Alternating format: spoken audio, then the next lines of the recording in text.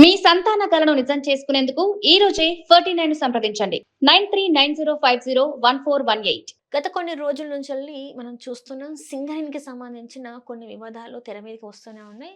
దీంతోని కాంగ్రెస్ నుంచి భట్టి విక్రమార్క గారు, బీజేపీ నుంచెల్లి కిషన్ రెడ్డి గారి మధ్య ఒక మినీ సైజ్ యుద్ధమే జరుగుతుంది. అసలు ఏం జరుగుతుంది సింగరేణిలో అనే దాని గురించి మనతోని మాట్లాడడానికి మనతో పాటు ఉన్నారు చెలసాని శ్రీనివాస్ గారు. నమస్కారం సార్. నమస్కారం. అందరికీ నమస్కారం. సార్ ఏంటి సార్ భట్టి వర్సెస్ కిషన్ రెడ్డి ఏం జరుగుతుంది అసలు? కిషన్ రెడ్డి గారు కేంద్ర ఉక్కు గనులు శాఖ మంత్రి, మంత్రి, అవును. శాఖ మంత్రి, క్యాబినెట్ హోదాలో ఉన్నారు. స్టీల్ మీద దానికి సహాయకంగా కూడా శ్రీనివాస్ వర్మ గారు, ఆయన బీజేపీకి సంబంధించిన ఆయన ఆంధ్రప్రదేశ్లో ఉన్నారు. బొగ్గు గనుల శాఖ మంత్రి, అలాగే స్టీల్ శాఖ మంత్రి ఆయన ఎవరు కుమారస్వామి గారు కూడా ఉన్నారు, వీరున్నారు.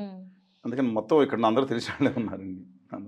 వాళ్ళ సిచ్యుయేషన్ ఏంటంటే, నిన్న ధూమ్ధాంగా ప్రకటించారు కేంద్ర మంత్రి కిషన్ రెడ్డి గారు.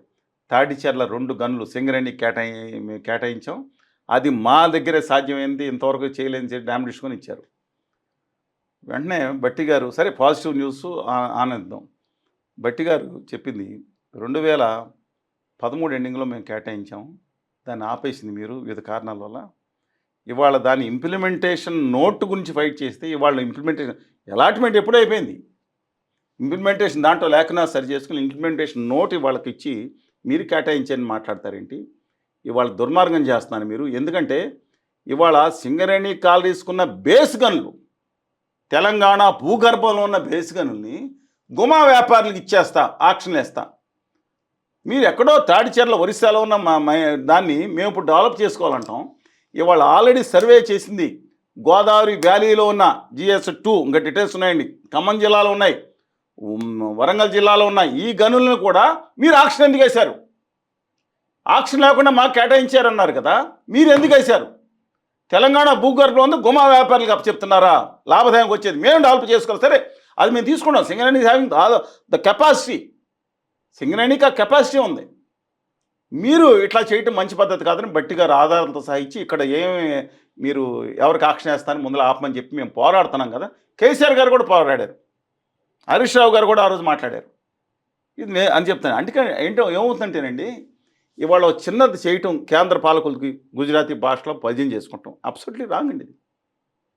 ఎందుకంటానంటే, ఇప్పుడు విశాఖపట్నం స్టీల్ కర్మాగారం ఉంది. తెలంగాణ ముఖ్యమంత్రిగా ఉన్న రేవంత్ రెడ్డి గారు అక్కడికి వెళ్ళి సింహనాదం చేశారు, మేము కాపాడుకుంటాం. ఎందుకంటే తెలంగాణ బిడ్డలు కూడా ఆ రోజు విశాఖ ఉక్కు ఆంధ్రులకు అని ఆ రోజు ఉద్యమంలో ప్రాణాలు అర్పించారు.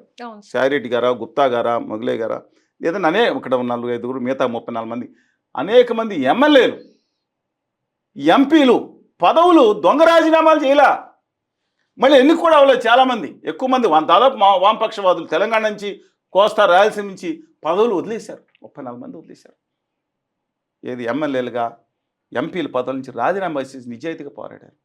ఆమరణ దీక్ష చేశాడు అమృతరావు గారు, తాటికొండ ఎమ్మెల్యే చేశారు. తర్వాత చెప్తున్నానండి, అలాంటి పోరాటం జరిగితే ఇవాళ వరకు మీకు ఒక్క నిమిషం ఫోన్ కాల్లో అయిపోయే పని కదా కళ్యాణ్ గారికి. మీకు కూడా ఒక ఫోన్ కాల్లో అయితే మీరు యాక్చువల్లీ ఏమి లేకుండా చేంజ్ ఎందుకని అక్కడికి ఐరన్ వర్గాలను ఎందుకు కేటాయించట్లేదు విశాఖ ఉక్కు కర్మాగారానికి? ఇవాళ హరీష్ రావు గారు మద్దతు ఇస్తున్నారు, ప్రవీణ్ గారు మద్దతు ఇస్తున్నారు, CPM, CPI, కాంగ్రెస్ పార్టీ అన్నీ మద్దతు ఇస్తున్నాయి కదా విశాఖపట్నం స్టీల్ ప్లాంట్కి. క్యాపిటల్ మైన్స్ కేటాయించమని. రెండోది 14.8% వడ్డీ వేసి సాగు తప్పారు ఫ్యాక్టరీని. మిగతా గుమా వ్యాపారులకు 8% వడ్డీ వేస్తాం. మొత్తం వడ్డీ రద్దు చేయండి ఫస్ట్ నుంచి. ఇవాళ లాభాలు ఉండకపోతే అడగండి. ఇవాళ ఇన్స్టెంట్గా లాభాల్లోకి వస్తుంది, 5 నిమిషాల లాభాలకు వస్తుంది కదా. దుర్మార్గం చేస్తా, మోసం చేస్తా, గుమా వ్యాపారులకు అమ్ముతానికి ప్రయత్నిస్తున్నారే. ఇక్కడ సింగరేణి కాలుష్యంలో అదే జరుగుతుంది. గుజరాత్కి రైలు వేసుకుని 17,000 కోట్లు 18,000 కోట్లు కేటాయించుకుంటే తెలంగాణకు ₹1 కోటి పెంచారే.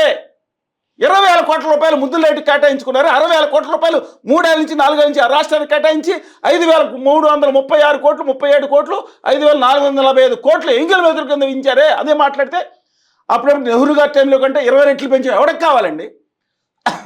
చచ్చిపోయిన బర్రె పగిలిపోయిన ముగ్గురు పాలు ఇచ్చిందంట. ఆ కబుర్లు ఎందుకు చెప్తున్నారు? ఇవాళ ఇక్కడ తెలంగాణ దాంట్లోకి వచ్చి మోడీ గారు పచ్చాబద్దాలు ఆడి గుజరాత్ కింద డబ్బులు ఇస్తే మీకు ఇంకా తగ్గిపోతాయి, మీకు ఆ ఇచ్చిన డబ్బులని పచ్చాబద్దాలు చేసి తెలంగాణ సమాజాన్ని మోసం చేసి వెళ్ళిపోతే వీళ్ళందరూ ఎందుకు నిలదీయట్లేదు? భట్టి గారిని కూడా అడుగుతున్నా నేను, వాళ్ళకంటే ఇబ్బందులు ఉంటాయి భారతీయ జనతా పార్టీ నేతలకి, మంత్రులుగా ఉన్నారు మళ్ళీ ఎందుకని మీరెందుకు నిలదీయట్లేదు? మీ ముఖ్యమంత్రి గారు ఎందుకు పెద్ద బడాబాయిని ఎందుకు నిలదీయట్లేదు? నేను హరీష్ రావు గారిని అడుగుతున్నా, మీరెందుకు నిలదీయట్లేదు? దాసో శ్రవణ్ గారిని అడుగుతున్నా, మీరెందుకు నిలదీయట్లేదు? ప్రవీణ్ కుమార్ గారిని అడుగుతున్నా, మీరెందుకు నిలదీయట్లేదు? కేసీఆర్ గారు అయితే ఫార్మ్ హౌస్లో ఉన్నారు. నేను అడుగుతున్నాను, ఎందుకని రాష్ట్రానికి అన్యాయం జరుగుతుంటే వాళ్ళ ఒక్క ఆ తాడిచెర్ల మైన్ గురించి బ్రహ్మాండంగా భూపడంతరాలు దద్దరిల్లిపోయినట్ట. ఏం కావాలి? ఉన్నది మాత్రం పోతుందంట, అమ్మకి మాత్రం అన్నం పెట్టలేరంట, పిన్నమ్మకేమో బంగారు గాజులు చేయిస్తారంట. ఏందండి ఇది? ఒక్క నేషనల్ పార్టీ లేదు, దారుణం చేస్తున్నారు. ఏం చేద్దాం మనం? తెలంగాణ ఆంధ్రప్రదేశ్ రెండింటికి ఆంధ్రప్రదేశ్ కంటే నేను చెప్పడం తర్వాత మాట్లాడుతున్నాం, ఎందుకంటే ప్రత్యేక విభజన హామీలో నమ్మద్రోహం చేశారు. అందువల్ల తెలంగాణకి కాజీపేట కోచ్ ఫ్యాక్టరీ గురించి స్కేల్ డౌన్ చేసి దానికి అద్భుతం చేస్తారా? బయ్యాను ఉక్కు ఫ్యాక్టరీ ఏడికి పోయిందండి? అది విభజన హామీ కదా, ఏడికి పోయింది? అది నేషనల్ బడ్జెట్ ఏమైపోయింది? డెఫినెట్గా చెప్తున్నాను, వచ్చిన దానికి సంతోషం, అదేం వద్దనక్కర్లేదు. తాడిచెర్ల డెవలప్ చేసుకునే కెపాసిటీ సింగరేణికి ఉంది. సింగరేణికి ఉన్న గన్లు ఏదైతే ఉందో సింగరేణికే ఉంచాలి. అంటే ప్రైవేటీకరణ చేయడం వల్లనే ప్రాబ్లం అంతా వస్తుందంటారా సార్? ఇవాళ తెలంగాణ సమాజంలోనండి మీరు ఓపెన్ కాస్ట్ మైనింగ్ ఇవాళ ఏదో కొంచెం మట్టిగా చేస్తున్నారు. ఎంతమంది ఎన్ని ఇబ్బందులు పడుతున్నారో మీరు ఓపెన్ కాస్ట్ మైనింగ్ వెళ్తే అర్థమవుతుంది. పోనే కింద భూగర్భంలో ఉన్న చాలామంది మీ జర్నలిస్టులు కూడా వెళ్ళొచ్చారు. ఎలాంటి పరిస్థితుల్లో వాళ్ళకి వచ్చే చూసారా? అనుకుంటున్నారు ఎంత కష్టపడి ప్రాణాన్ని తెగించి వెళ్ళినట్టే కదా.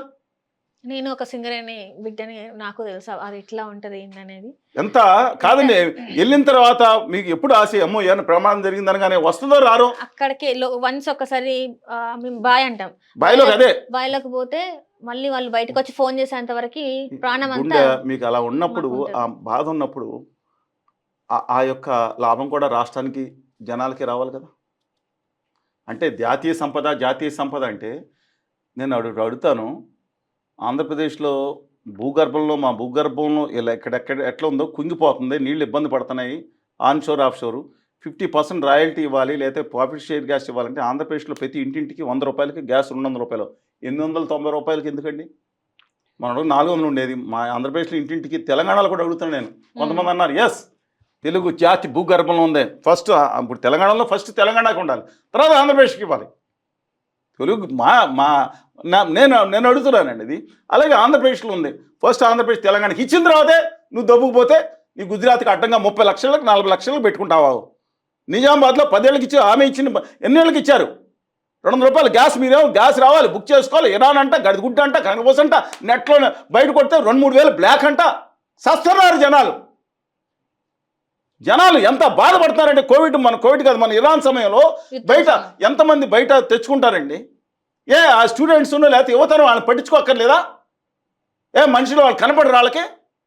ఇరాన్ నుంచి రావాలి మా మోడీ గారు వాళ్ళు షిప్ ఒకటి బయలుదేరి, ఏంటి షిప్ నాకు మాకు భూగర్భంలో దొరుకుతుంది. మా తెలుగు వాళ్ళ భూగర్భంలో 33% ఈ దేశంలో గ్యాస్ దొరుకుతుంటే మాకు ఇవ్వకుండా 200కి ఇవ్వాలి మనకి, ప్రతి ఇంటింటికి వంటింటికి ఇవ్వాలి.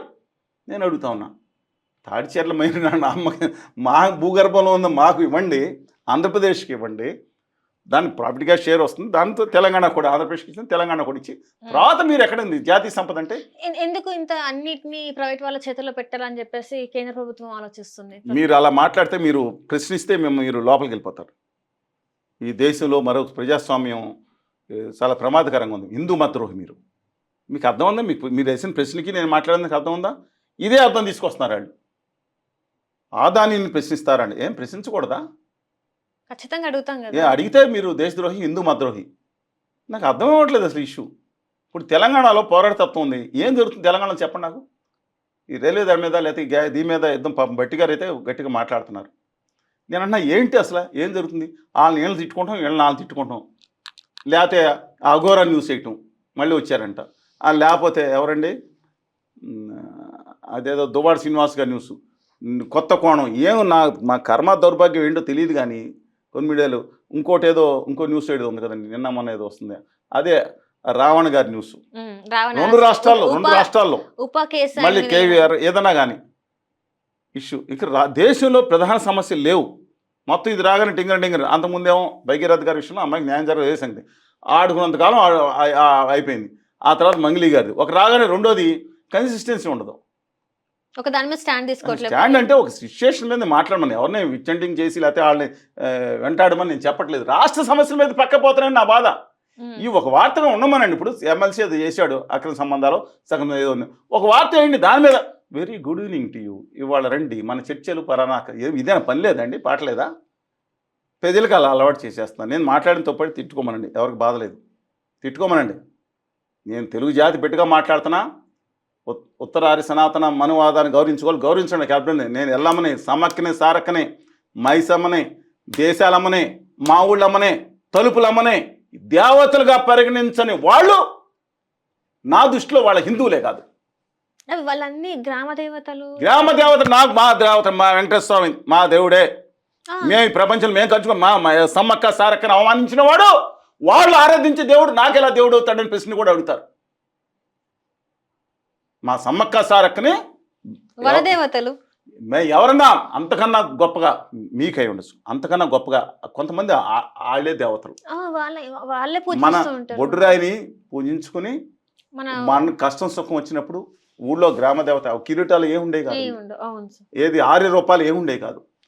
వెళ్ళి కష్టం చెప్పుకుంటే ఆ తెల్లోంచి ఒక ఆత్మ, ఒక భావన వచ్చి మనిషికి వచ్చేది. వాళ్ళు మీడియేటర్లు కూడా ఉండేవారు కాదు తెలుగులోనే. అందులో కొంతమంది ఊళ్ళో, నేను ప్రకాశం జిల్లాలో నిజామాబాద్ జిల్లాతో స్థానికులే పూజలు చేసే ఉండేవారు. ఏదో మన అమ్మ నేను చెప్తాను అమ్మకని చెప్పి తెలుగులోనే మాట్లాడేవారు. ఒక గొప్ప సంస్కృతి అనుబంధం ఉండేది ఊళ్ళల్లోంచి.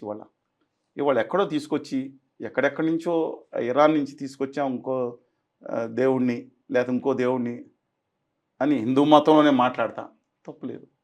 వాళ్ళు పూజించుకోవడం నేను ఎట్టి పరిస్థితి దృష్టిని. కానీ మన దేవతలు మాత్రం మనం పూజించే వెంకటేశ్వరని, దేశాలమ్మని, మైసమ్మని, షిరిడి సాయిబాబాని, లేకపోతే అయ్యప్ప స్వామిని తక్కువగా చూడదని చెప్తున్నాను. అంటే వేరే వాళ్ళని, అంటే అయ్యప్ప స్వామిని లేకపోతే తక్కువగా మాట్లాడితే ఆయన ఎంత, ఒక పండిట్ గారైనా ఎంత దారుణంగా మాట్లాడాడు అడుగుతున్నాను. సరే, సబ్జెక్ట్ నుంచి ఇంకో సబ్జెక్ట్కి వెళ్తున్నాం. లెటర్ వెయిట్ అండ్ చేయండి. ఒక ప్రాంతం పట్ల ఎవరు మిగతా వాళ్ళ మనోభావాలను గౌరవిద్దాం, కానీ ఖచ్చితంగా అదే సమయంలో మనం పూజించే వాళ్ళని కూడా మనోభావాలను మిగతా వాళ్ళు గౌరవించాలి, తక్కువగా చేయకూడదని నా భావన. రాష్ట్ర హక్కుల విషయంలో మాత్రం కాంప్రమైజ్ కాకూడదని కోరుకుంటున్నాం.